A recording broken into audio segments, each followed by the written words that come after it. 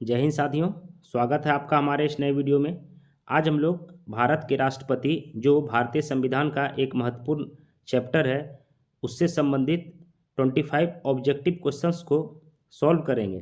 पिछले वीडियो में हम लोगों ने राष्ट्रपति के महत्वपूर्ण तथ्य को जाना था।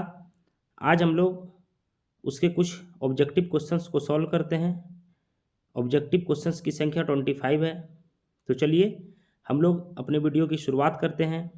साथियों, आपसे एक निवेदन है कि वीडियो बनाने में काफ़ी मेहनत होती है, तो आप हमारे चैनल को सब्सक्राइब, लाइक और शेयर ज़रूर कर दिया करें ताकि मुझे उत्साह मिलता रहे। तो चलिए शुरुआत करते हैं।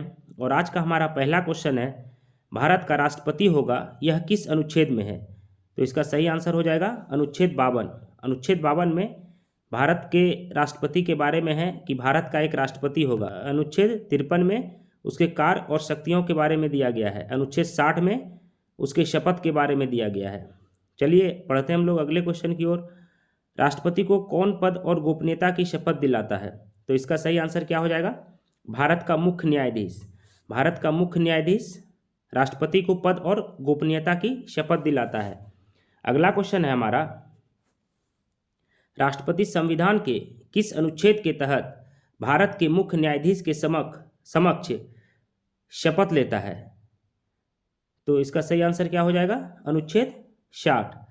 अनुच्छेद 60 में राष्ट्रपति के शपथ के बारे में दिया गया है और राष्ट्रपति भारत के मुख्य न्यायाधीश के समक्ष शपथ ग्रहण करता है। अगला क्वेश्चन है हमारा, मुख्य न्यायाधीश की अनुपस्थिति में राष्ट्रपति किसके समक्ष शपथ लेता है? तो सर्वोच्च न्यायालय का वरिष्ठ न्यायाधीश। इसका सही आंसर क्या हो जाएगा? सर्वोच्च न्यायालय का वरिष्ठ न्यायाधीश, ऑप्शन बी नंबर। अगला क्वेश्चन है हमारा, यदि राष्ट्रपति त्यागपत्र देना चाहे तो वह अपना त्यागपत्र किसे संबोधित करेंगे? तो इसका सही आंसर क्या हो जाएगा? भारत के उपराष्ट्रपति। राष्ट्रपति अपना त्यागपत्र भारत के उपराष्ट्रपति को संबोधित करेंगे। यदि राष्ट्रपति और उपराष्ट्रपति दोनों देश के बाहर हों तो उस स्थिति में उनके कार्यभार को कौन ग्रहण करेगा? तो इसका सही आंसर हो जाएगा सर्वोच्च न्यायालय का मुख्य न्यायाधीश। सर्वोच्च न्यायालय का मुख्य न्यायाधीश राष्ट्रपति और उपराष्ट्रपति की अनुपस्थिति में उसके पदभार को ग्रहण करता है, कार्यभार को ग्रहण करता है। अगला क्वेश्चन है हमारा, राष्ट्रपति के त्यागपत्र की सूचना उपराष्ट्रपति किसको देता है? तो इसका सही आंसर क्या हो जाएगा? लोकसभा का अध्यक्ष। लोकसभा के अध्यक्ष को राष्ट्रपति की त्यागपत्र का सूचना उपराष्ट्रपति देता है। अगला क्वेश्चन है हमारा, सबसे लंबे समय तक भारत के राष्ट्रपति कौन रहे? तो इसका सही आंसर क्या हो जाएगा? डॉक्टर राजेंद्र प्रसाद, जो 2 बार भारत के राष्ट्रपति बने थे। तो सबसे लंबे समय तक भारत के राष्ट्रपति कौन रहे? डॉक्टर राजेंद्र प्रसाद। अगला क्वेश्चन है हमारा, भारतीय राष्ट्रपति के सर्वसम्मति से चुने जाने का अभी तक एकमात्र उदाहरण है। तो इसका सही आंसर क्या हो जाएगा? नीलम संजीव रेड्डी। सर्वसम्मति से मतलब है पक्ष और विपक्ष, जो सत्ता में है और जो सत्ता में नहीं है, दोनों ने मिलकर एक राष्ट्रपति को चुना था, जिसका क्या नाम था? नीलम संजीव रेड्डी। अगला क्वेश्चन है हमारा, भारत का राष्ट्रपति चुने जाने वाले प्रथम गैर कांग्रेसी कौन थे? तो वीवी गिरी, जो डॉक्टर जाकिर हुसैन, जो अपने कार्यकाल के दौरान ही जिनका अपने कार्यकाल के दौरान ही मृत्यु हो गई थी, उनके स्थान पर इनको प्रभार दिया गया था, वीवी गिरी को राष्ट्रपति पद का। बढ़ते हैं अगले क्वेश्चन की ओर। और अगला क्वेश्चन है हमारा, निम्नलिखित में कौन लगातार 2 बार राष्ट्रपति रहे थे? तो जैसा कि हम लोग जानते हैं कि सबसे लंबे समय तक डॉक्टर राजेंद्र प्रसाद रहे थे राष्ट्रपति पद पर। तो इसका सही आंसर क्या हो जाएगा? डॉक्टर राजेंद्र प्रसाद लगातार 2 बार राष्ट्रपति रहे थे। भारत के किस राष्ट्रपति की मृत्यु कार्यकाल पूरा करने से पूर्व हो गई थी? तो इसका सही आंसर क्या हो जाएगा? डॉक्टर जाकिर हुसैन। डॉक्टर जाकिर हुसैन अपने कार्यकाल के दौरान ही डेथ कर गए थे और उनके स्थान पर उनका कार्यभार संभालने के लिए वीवी गिरी को राष्ट्रपति बनाया गया था। अगला क्वेश्चन है हमारा, भारत का राष्ट्रपति किसकी नियुक्ति नहीं करता है? तो इसका सही आंसर क्या हो जाएगा? उपराष्ट्रपति। उपराष्ट्रपति की नियुक्ति भारत का राष्ट्रपति नहीं करता है, जबकि प्रधानमंत्री जो शपथ दिलाता है प्रधानमंत्री को, मुख्य निर्वाचन आयुक्त और राज्यपाल की नियुक्ति राष्ट्रपति करता है। अगला क्वेश्चन है, निम्नलिखित में किसकी नियुक्ति भारत का राष्ट्रपति करता है? तो इसका सही आंसर क्या हो जाएगा? भारत का महान न्यायवादी, जिसको हम लोग AGI कहते हैं, अटॉर्नी जनरल ऑफ इंडिया। उसके बाद कैग आता है, नियंत्रक, महालेखा परीक्षक, एक राज्य का राज्यपाल। तो इसका सही आंसर क्या हो जाएगा? उपरोक्त सभी, ऑप्शन डी नंबर, क्योंकि आपको ये तीनों याद रखना है। अगला क्वेश्चन है हमारा, भारत के राष्ट्रपति की मर्जी तक कौन अपने पद पर रह सकता है? तो इसका सही आंसर क्या हो जाएगा? राज्यपाल। राज्यपाल को नियुक्त करता है राष्ट्रपति, और राष्ट्रपति की मर्जी तक राज्यपाल अपने पद पर रह सकता है। अगला क्वेश्चन है, वित्तीय बिल के लिए किसकी पूर्व स्वीकृति आवश्यक है? तो इसका सही आंसर क्या हो जाएगा? भारत के राष्ट्रपति।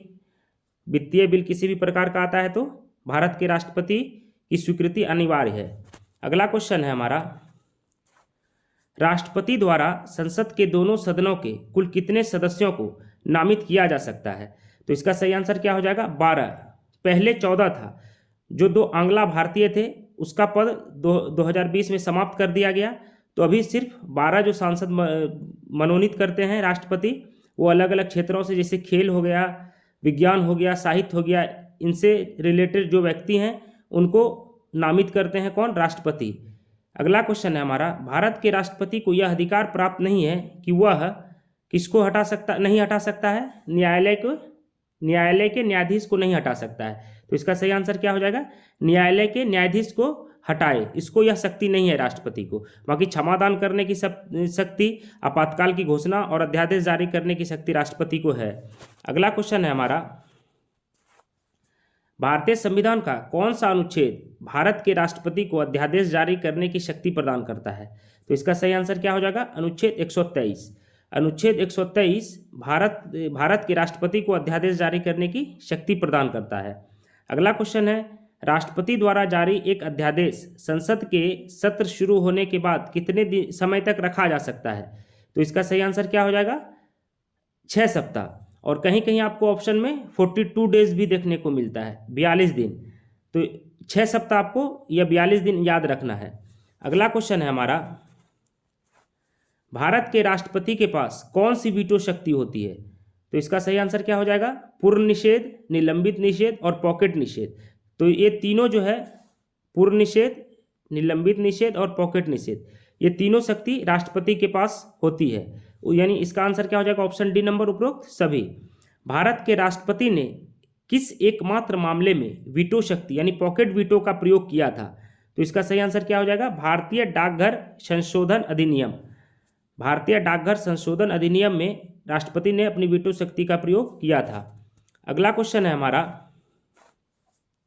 अध्यादेश जारी करने का अधिकार राष्ट्रपति का कौन सा अधिकार है? तो इसका क्या आंसर हो जाएगा? सही आंसर ऑप्शन ए नंबर, विधायी अधिकार। अगला क्वेश्चन है, किसको राष्ट्रपति के निर्वाचन में भाग लेने का अधिकार है परंतु उसके महाभियोग प्रस्ताव में भाग लेने का अधिकार नहीं है? तो इसका सही आंसर क्या हो जाएगा? विधानसभा के सदस्य। विधानसभा के सदस्य राष्ट्रपति तो चुनते हैं, राष्ट्रपति के निर्वाचन में भाग तो लेते हैं, लेकिन महाभियोग में भाग नहीं लेते हैं। महाभियोग में लोकसभा के सदस्य और राज्यसभा के सदस्य, जो लोकसभा के अध्यक्ष हैं और राज्यसभा के अध्यक्ष हैं, उसके सामने जाकर के महाभियोग का प्रस्ताव देते हैं। और आज का हमारा अंतिम क्वेश्चन है, भारत एक गणतंत्र है, इसका अर्थ क्या है? तो इसका सही आंसर क्या हो जाएगा? भारत में वंशानुगत शासन नहीं है, यानी राजा का बेटा राजा नहीं बनेगा, जो जनता तय करेगी वही जो है राजा बनेगा।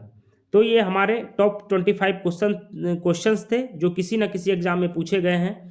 तो आपको अगर हमारा वीडियो पसंद आया हो तो लाइक, सब्सक्राइब और शेयर जरूर करें अपने साथियों के साथ। बहुत बहुत धन्यवाद।